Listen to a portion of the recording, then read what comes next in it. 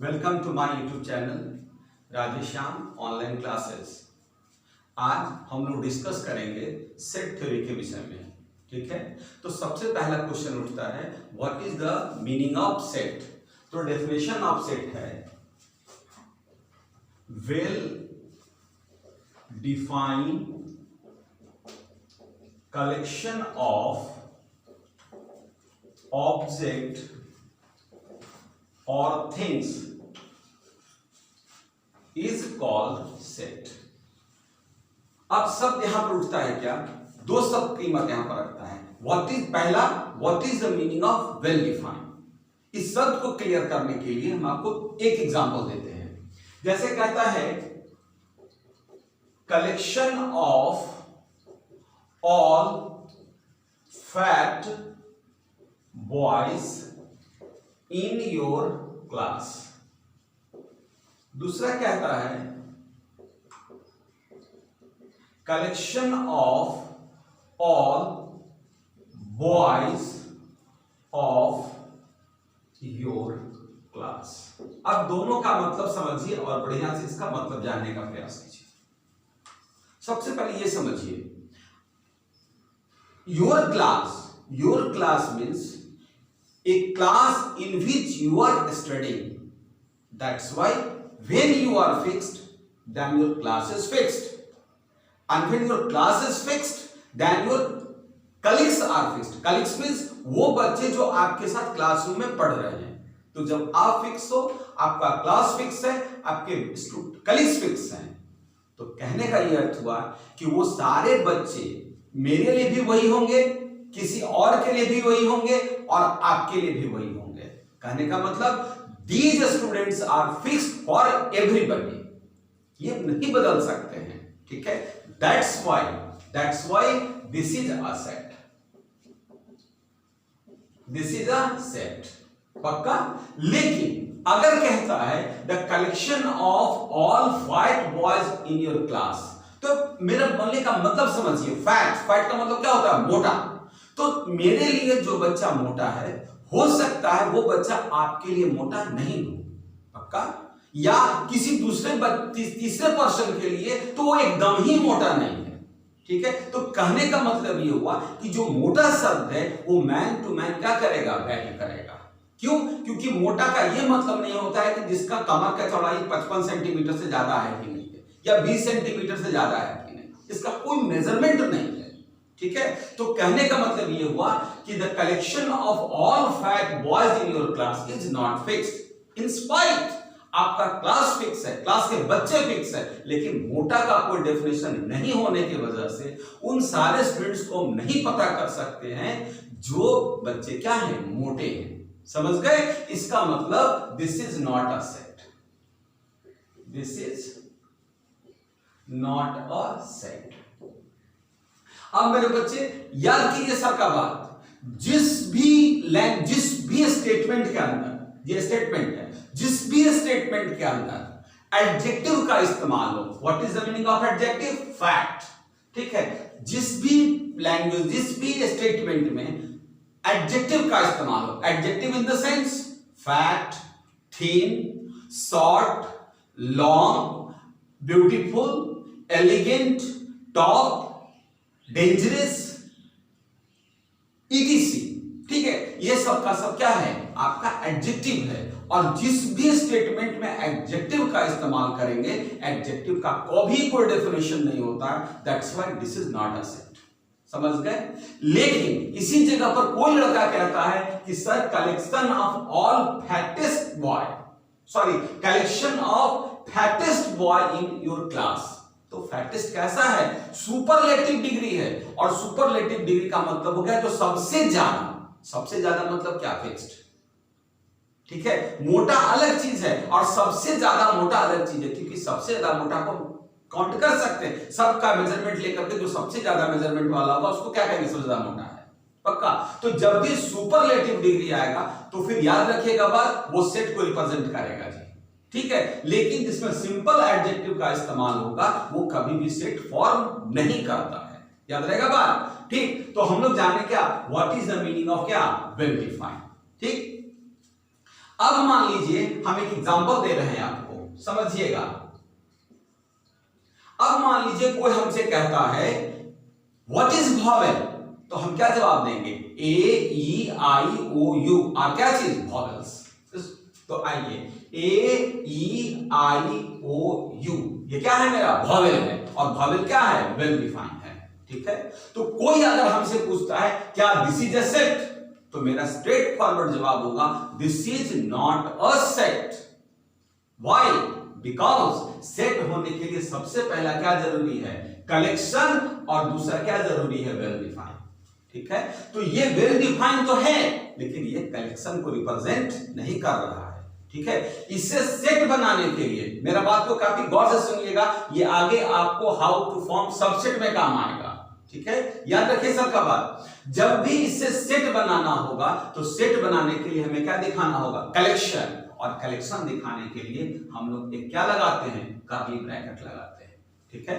और curly bracket लगा के आगे सेट का नाम लिखा जाता है, और क्या करते हैं? A equal to curly bracket A E I O U, ठीक है। अब इसको कैसे पढ़ेंगे? कहेंगे ए इक्वल के लिए इज, कर्ली ब्रैकेट के लिए A set, A is a set, ठीक है। whose elements are, कौन कौन एलिमेंट उसका है? ए ई आई ओ और क्या चीज? यू, ठीक है। याद रखिए एलिमेंट्स का जो साइन होता है सी लिख के उसको बीच से ऐसे कर दीजिए, तो इसको क्या कहते हैं? एलिमेंट्स कहते हैं, ठीक है। तो अगर इसको लिखना चाहेंगे तो कैसे लिखेंगे? A is the element of A, ठीक है। इसको क्या पढ़ेंगे? A is the element of A, या A belongs to capital A, A belongs to capital A, या A is the element of capital A, ठीक है। कोई लड़का चाहेगा तो एक एलिमेंट को छोड़ दो एलिमेंट या तीन एलिमेंट या सब का सब रख सकता है, फ्री है। कहने का मतलब अगर हम ऐसे लिखते हैं A E U is the element of A, तो ये स्टेटमेंट भी क्या माना जाएगा? सही माना जाएगा, ठीक है। और अगर सब का सब इस्तेमाल करते हैं हम, ए ई आई ओ यू सब के सब का इस्तेमाल करते हैं, तब भी कहेंगे एलिमेंट ऑफ क्या चीज? ए। पक्का हो गया बात? लेकिन अगर कोई कहता है कि A B E is the element of A, तो क्या ए तो एलिमेंट है, ठीक, ई भी एलिमेंट है, लेकिन क्या बी इसके अंदर अवेलेबल है? बी इसके अंदर अवेलेबल नहीं है, तो sorry this is not the element of A, ठीक है। और क्या पढ़ेंगे? ए बी ई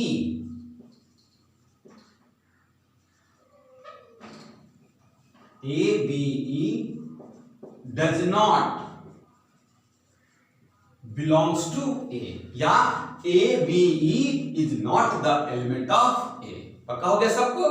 दूसरी बात, अगर कोई कहता है सेट ऐसा लिखा हुआ है, इसको याद रखिएगा, B बराबर एक सेट है A comma A B E F B, क्या ये सेट है?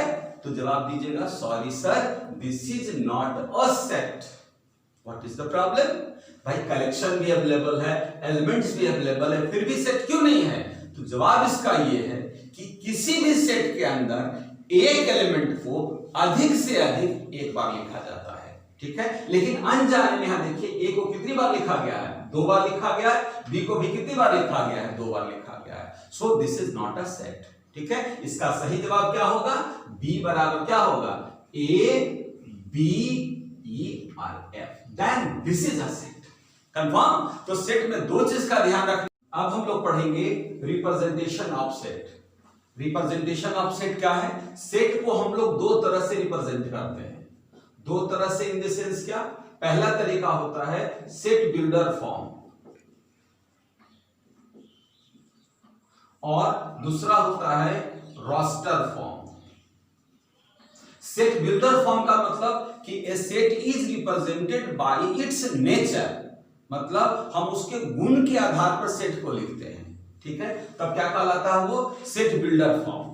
जब उसी सेट को एलिमेंट्स के सहारे दिखाते हैं तब क्या कहलाता है? रोस्टर फॉर्म या टेबुलर फॉर्म, ठीक है, जैसे मैं एग्जांपल देता हूं, पहला ए कहता है x such that x is a natural number, x such that x is a कैसा नंबर, नेचुरल नंबर,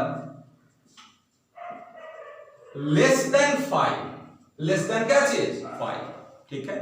अब इस चीज को समझिए, कहता है x इज एक ऐसा नंबर, नेचुरल नंबर, तो नेचुरल नंबर क्या है, 1 2 3 4 5 6 7 डॉट डॉट, ठीक है, दिस इज गिवन, ठीक है। एंड कंडीशन क्या यूज किया गया, condition is this, less than कितना 5, ठीक है। तो आप खुद देखिए, लेस देन 5, 5 से छोटा नेचुरल नंबर कौन कौन है, 1 2 3 4, ठीक है। तो यहां पर क्या लिखेंगे, a बराबर 1 2 3 4, दैट्स ऑल, ठीक है। तो यहां देखिए गौर से, दिस इज द स्टेटमेंट, ठीक है, ये नेचर है और ये उसका क्या है, एलिमेंट वाइज रिप्रेजेंटेशन है, ठीक है। दूसरा एग्जांपल देखिए, कहता है a बराबर x such that x is 2 digit number, 2 digit number whose sum of digits is 5, ठीक है। अब इसको कैसे बनाएंगे, देखिए नंबर 1 क्या कहता है, 2 डिजिट का संख्या है, तो 2 डिजिट का संख्या क्या है, 11 50 71 सो ऑन, ठीक है। लेकिन शर्त क्या डाला है, ये क्वेश्चन में दे रखा है कितना का संख्या है, 2 डिजिट, ठीक है। अब इसमें कंडीशन क्या इंट्रोड्यूस किया है, कंडीशन इंट्रोड्यूस किया है कि सम ऑफ डिजिट्स कितना होना चाहिए, 5 होना चाहिए, ठीक है। तो पहला संख्या ये, पहला संख्या क्या होगा 50, 5 प्लस 0 कितना होता है 5।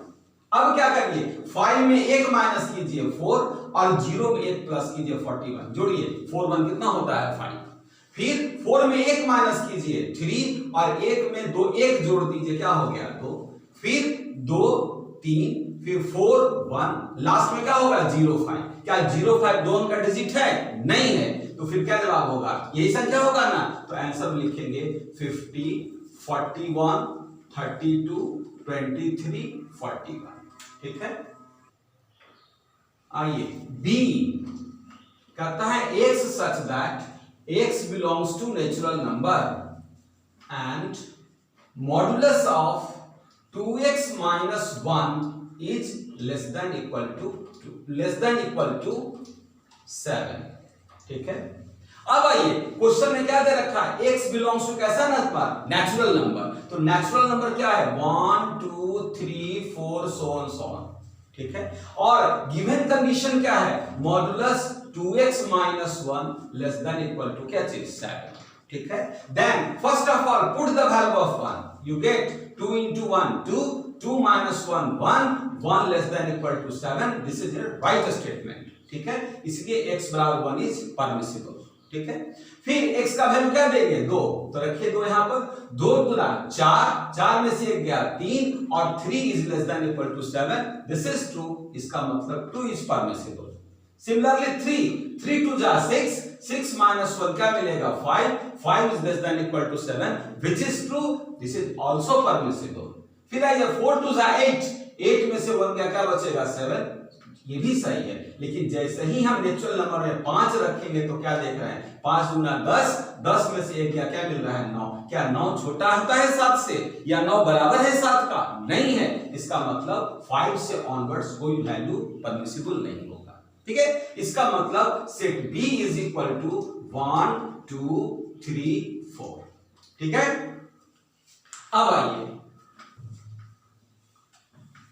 मान लीजिए आपको एक क्वेश्चन दे रखा है, सेट C बराबर x such that x square minus 9 is equal to 0, ठीक है। हम क्या करेंगे, x स्क्वायर माइनस 9 बराबर 0, x स्क्वायर बराबर 9, x का वैल्यू क्या मिला plus minus root under 9, that is plus minus 3, that's why set C क्या है 3 कितना -3, ठीक है। अब मान लीजिए क्वेश्चन ऐसा दे रखा है, सपोज कीजिए D x such that x square plus 1 is equal to क्या 0, ठीक है। आइए, एक्स स्क्वायर प्लस 1 बराबर 0 का मतलब हो गया एक्स स्क्वायर बराबर क्या चीज, -1। कहने का मतलब एक्स बराबर प्लस माइनस रूट अंडर -1। हम आपको अलजेब्रा में पढ़ाएंगे, जब कॉम्प्लेक्स नंबर पढ़ाएंगे तब रूट अंडर -1 का वैल्यू होता है आई, ठीक है। दैट इज एक्स का वैल्यू क्या मिला, plus minus I. That's why set D किसके बराबर होगा, आई और कितना, -आई, ठीक है। एंड द लास्ट क्वेश्चन, मान लीजिए ऐसा दिया हुआ है ई बराबर x such that x is the letters of word Patna, okay. अब आइए, जब सेट ई लिखने जाएंगे तो क्या कहता है, what is the value of x, x का वैल्यू क्या है, लेटर है, वर्ड नहीं है। लैंग्वेज कंट्रोल कीजिए, लेटर नॉट वर्ड। तो पहला लेटर क्या है, पी, दूसरा लेटर क्या है, ए, तीसरा लेटर क्या है, टी, चौथा लेटर क्या है, एन, और पांचवा लेटर क्या है, ए। लेकिन अभी देखिए, मैंने यहां पर पढ़ाया था आपको कि एक लेटर को एक से ज्यादा बार नहीं लिखना है। अकॉर्डिंग टू दिस कंसेप्ट, चूंकि ए कितनी बार आ रहा है, 2 बार आ रहा है, इसलिए आपको एक बार क्या करना पड़ेगा, इरेज करना पड़ेगा। एंड द आंसर इज क्या, PATN, okay. And that's all. इस तरह से हम लोग ये जानते हैं what is set and how to represent set, ठीक है। नेक्स्ट वीडियो में हम लोग और चर्चा करेंगे सेट थ्योरी के बारे में।